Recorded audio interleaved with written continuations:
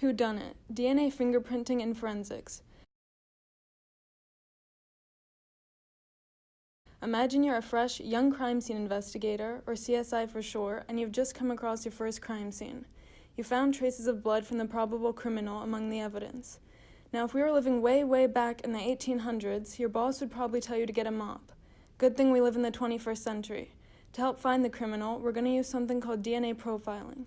DNA profiling, also called DNA fingerprinting, involves analyzing DNA in order to identify someone. You might recognize this process if you've ever seen the Maury show, as DNA profiling can be used for proof of paternity. Maybe you've heard of all those ancestry DNA kits that everyone has been talking about. It's all DNA profiling.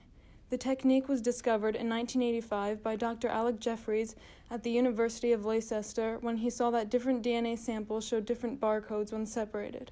But how does it work?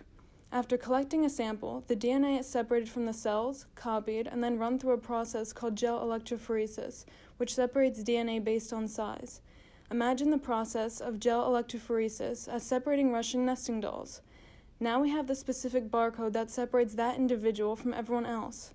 This barcode can be used in two ways, either by comparing it to another suspect's DNA and looking for a match, or by running it through a DNA database, like CODIS.